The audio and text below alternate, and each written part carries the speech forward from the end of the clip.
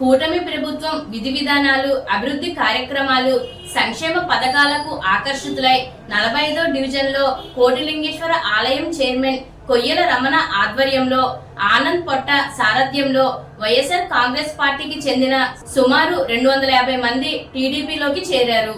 ఈ సందర్భంగా MLA Adireddy Srinivas, RUDA chairman Boddu Venkataramana Chowdary, మాజీ ఎమ్మెల్సీ ఆదిరెడ్డి అప్పారావు తదితరులు పార్టీ కండువాలు వేసి వారిని తెలుగుదేశం పార్టీలోకి సాదరంగా ఆహ్వానించారు.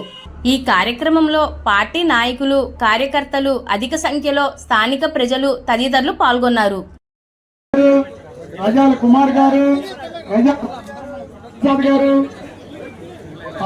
విజయ్ గారు,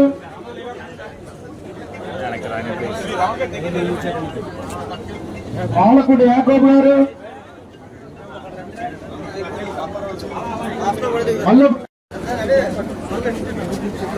పలమూరు అనిల్ గారు, సంతోష్ గారు, పోసోడు రాజ్ పలువేలు చిన్ను గారు, దుడ్డే వీరేష్ కుమార్ గారు, దుడ్డే పవన్ కళ్యాణ్ చిన్ని గారు, ముద్ద రాజు గారు, మొండపాటి రాజు గారు,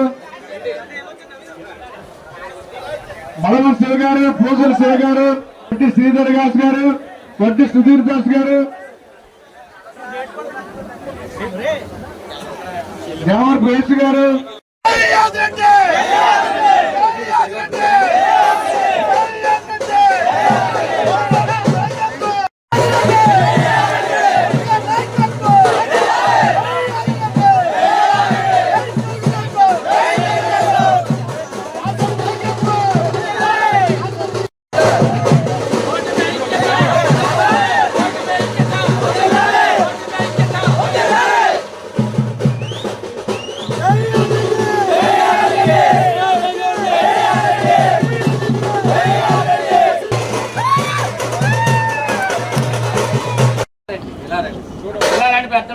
పెద్దలందరూ ఎలా రండి, ఎలా ఏరన్నా రండి, మొత్తం లైన్ గా ఉండండి. అటు కొద్దిగా మీరు వెనక్కి జరగండి. ప్రశ్న మన 45వ వార్డుకి ప్రతి కార్యక్రమానికి మన ఎమ్మెల్యే గారు ముందు నుంచి మనకు సహకరించారు. అలాగే ఇప్పుడు వరకు మనకు చేసిన పనులు, ఇప్పుడు వరకు 2 కోట్ల పనులు అయినాయి. మనకి ఇంకా 1.5 కోట్ల పనులు ఉన్నాయి. అలాగే మనకి ఎలక్షన్ ముందు 2 వాగ్దానాలు ఇచ్చారు మనకి. ఒకటి వడ్డీలపేటకి చర్చి కావాలి, స్థలం కానివ్వాలి అంటే దానికి ఎమ్మెల్యే గారు మాట ఇచ్చారు. ఇప్పుడు దాని గురించి ఎమ్మెల్యే గారు కూడా చెప్తారు. అలాగే మన గాదిరెడ్డి నగరంలో చర్చి ఒకటి ఉన్నది, చిన్న చర్చి, అది దాన్ని కూడా కట్టించేస్తారని చెప్పారు. దానికి కూడా ఎమ్మెల్యే గారు మాట్లాడతారు. అలాగే ఎమ్మెల్యే గారు ఆదిరెడ్డి శ్రీనివాస్ గారు పొద్దుట్లు లేచిన కాడి నుంచి ఆయన చేసిన కార్యక్రమాలు, మంచి పనులు చూసి వీళ్ళు మొన్నటి వరకు మన దగ్గర ఉన్న ముందు వెళ్ళిపోయినా మళ్ళీ వాసు గారి నాయకత్వం బాగా నచ్చి మళ్ళీ ఈ 100-200 మంది మన దగ్గర జాయిన్ అవ్వడం జరిగింది. వీళ్ళందరికీ మన 45వ వార్డు తరపునే, మన ఎమ్మెల్యే గారి తరపునే, మన పెద్దల తరపునే, అందరి తరపునే కృతజ్ఞతలు చెప్తున్నాను. కుయ్యల రమణ 46కి బొమ్మడి సత్యనారాయణ, వీళ్ళిద్దరి వలన ఈ 2 వార్డులు కూడా మన తెలుగుదేశం పార్టీకి కంచుకోటగా మారినాయి. ఆ విషయంలో ఎవరు కూడా ఏమీ చెప్పలేరు. అందు గురించనే ఈ రోజున ఎమ్మెల్యే గారు చేస్తున్నటువంటి మంచి కార్యక్రమాలు, చంద్రబాబు నాయుడు గారు, మన ముఖ్యమంత్రి లోకేష్ మన ఎమ్మెల్యే గారికి ఆప్తుడు. ఆయన ఆదేశాల మేరకు చెప్పిన పనులన్నీ కూడా ఎమ్మెల్యే గారు ఇక్కడ అమలు జరుపుతున్నారు. ఎప్పుడూ కూడా ఒక రాజకీయ నాయకుడు ప్రజల మనసులో చోటు సంపాదించుకోవాలి. అది ఎప్పుడు జరుగుద్ది? పనులన్నీ కూడా ప్రజలకు ఏ అవసరాలు ఉన్నాయో, మౌలిక సదుపాయాల విషయంలో ఏ అవసరాలు ఉన్నాయో అన్ని గ్రహించి వాటిని త్వరితగతిని అమలు చేయగల సామర్థ్యం ఉన్నటువంటి నాయకుడే సమర్థవంతమైనటువంటి నాయకుడు. అవన్నీ కూడా మీ ఎమ్మెల్యే గారికి ఉన్నాయంటంలో ఎటువంటి సందేహం లేదు. అందు గురించనే ఈవేళ చాలా మంది వార్డుల్లో ఆకర్షితులై తెలుగుదేశం పార్టీలో జాయిన్ అవ్వడానికి ముందుకు వస్తున్నారు. అంటే ఎమ్మెల్యే గారు చేస్తున్నటువంటి పనులు, మన నాయకులు కూడా స్పందించే విధానం, వాళ్ళందరూ కూడా ఆకర్షితులై ముందుకు రావడం జరుగుతుంది. జాయిన్ అవ్వబోతున్న 100 మంది పైగా యువకులందరికీ కూడా ప్రతి ఒక్కరికి పేరు పేరున హృదయపూర్వక నమస్కారాలు. గడిచిన 2 సంవత్సరాల్లో మన ప్రభుత్వం అనేక పనులు ఏమేమి చేసాయో ఇంటింటికి వెళ్ళి గత 15 రోజులుగా అందరికీ కూడా వివరిస్తున్నాం మనం. అయితే ప్రత్యేకించి మీకు చెప్పాల్సిన విషయం ఏంటంటే, ప్రభుత్వం చేసే పని ఒక పక్కనైతే రాజమండ్రి సిటీలో ఆదిరెడ్డి వాసు గారి నాయకత్వంలో జరుగుతున్న పనుల గురించి మీకు ఒకసారి వివరించాలి. ప్రభుత్వం తరఫున పనులు ఒక పక్కన చేస్తున్నప్పుడే రమణ గారు చెప్పినట్టుగా మన వార్డులో ఇప్పటికే దాదాపు 2 కోట్లు సంబంధించిన పనులు మొదలుపెట్టారు.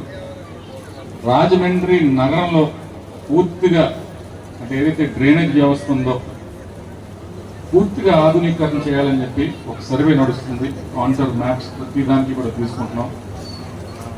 100 కోట్లు మన డ్రైనేజ్ వ్యవస్థకి మౌలిక సదుపాయం ఏదైతే ఉందో దాన్ని మెరుగుపరిచే విధంగా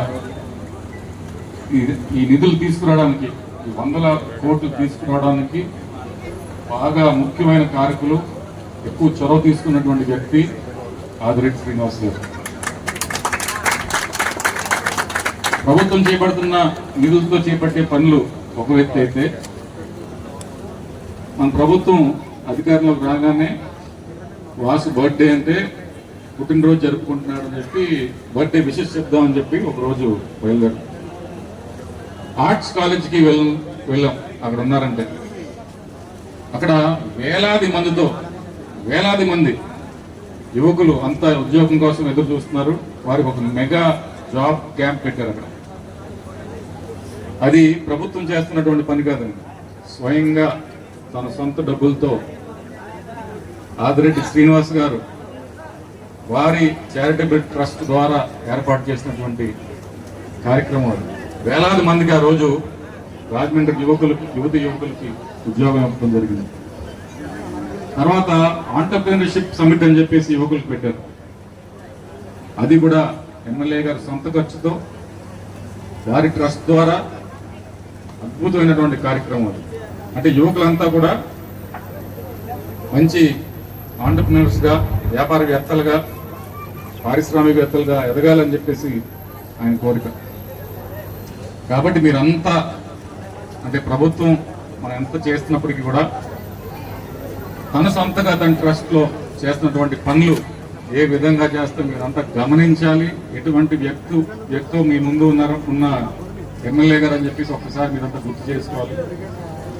అదేవిధంగా ఈ మధ్యన సోషల్ మీడియా చాలా కీలకంగా మారింది. ఈ సోషల్ మీడియాలో ప్రతి ఒక్కరు కూడా అంటే యాక్టివ్గా చూడటం లేకపోతే రీల్స్ పెట్టడం జరుగుతుంది. కానీ కొంతమంది ముఖ్యంగా రాజమండ్రి పట్టణంలో ఒకరు ఉన్నారు.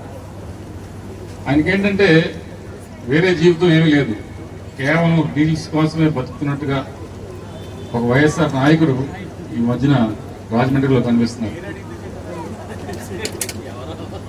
అదంతా మీరు ఎవరికో తెలుసు. రీల్ స్టార్ ఎవరండి? అదే. సో అటువంటి వ్యక్తిని అంటే ఖర్చు లేని పని ఏదొచ్చినా ఏదో ఒకటి రీల్ చేసి ఏదో గొడవ చేయాలి, ఏదో ఒకటి మీడియా ఎక్కాలి అనే ఉద్దేశంతో చేసే పనులు వేరు.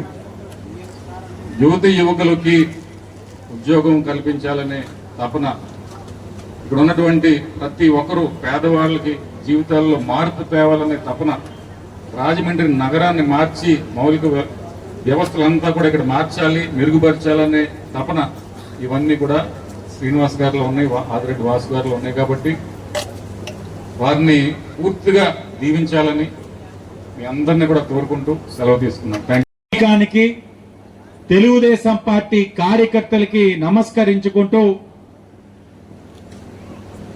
గత 2 సంవత్సరాలుగా కూటమి అధికారంలోకి వచ్చిన సమయం నుంచి ఈ వార్డులో జరుగుతున్న అభివృద్ధి కార్యక్రమాలు మీరు చూడవచ్చు. ఇది బడుగు బలహీన వర్గాలు నివసించే ప్రాంతం. స్వతహాగా క్వారీ ప్రాంతం అంటే నాయకులకి రాజకీయ పార్టీలకి చిన్న చూపు. బలహీన వర్గాలే కదా,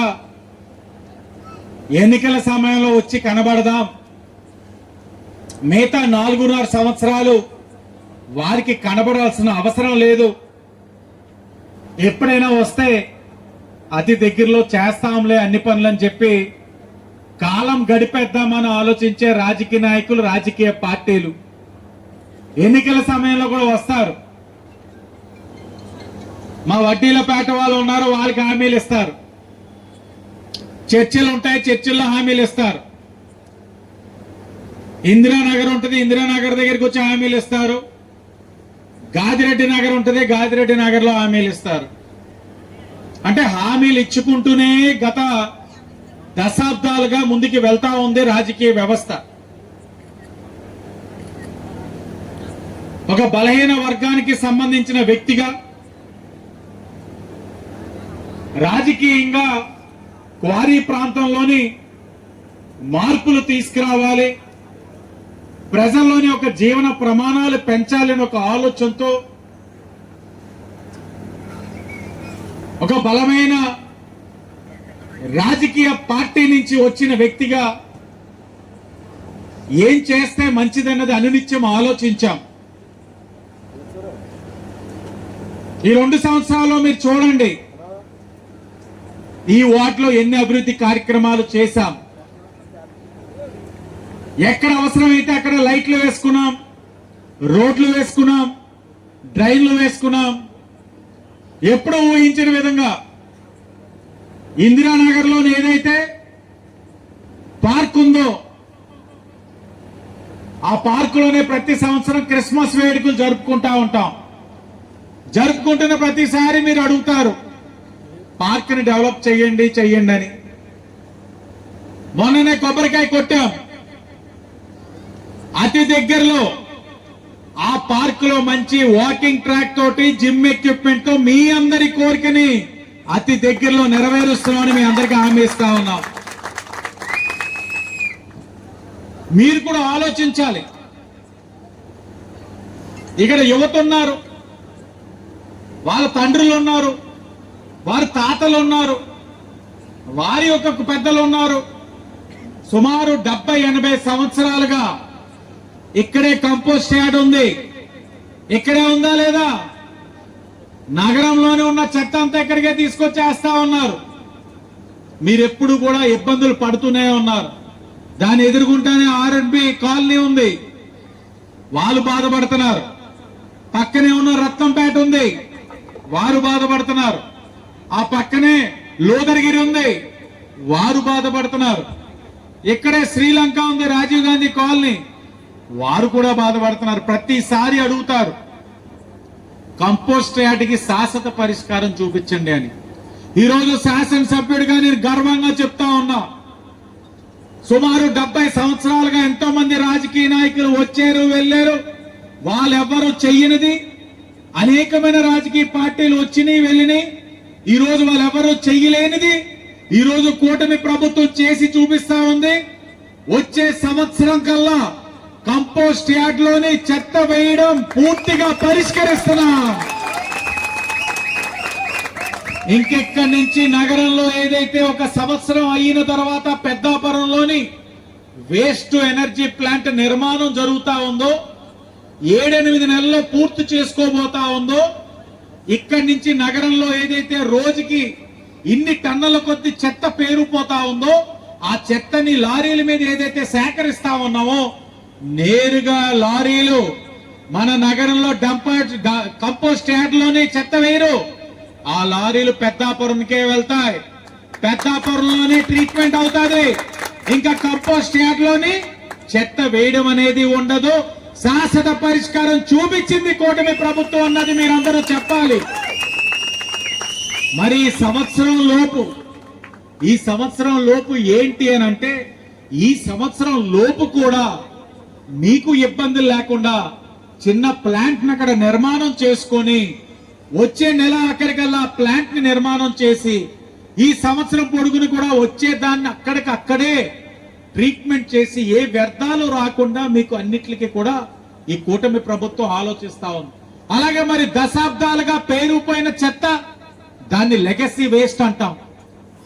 లక్షల టన్నుల్ని ఈ రోజు లెగసీ వేస్ట్ ని ట్రీట్మెంట్ చేయిస్తున్నాం. మీరు ఆ ప్లాంట్కి వెళ్ళి చూడండి, చివరిన పెద్ద పెద్ద ఎక్విప్మెంట్, పెద్ద పెద్ద మెషిన్లు పెట్టాం. అవన్నీ కూడా సంవత్సరాలుగా పేరుపోయిన చెత్తను అంతా కూడా వెలికి తీసి ట్రీట్మెంట్ చేసి ఆ భూమిని అంతా కూడా చదును చేస్తా ఉన్నాం.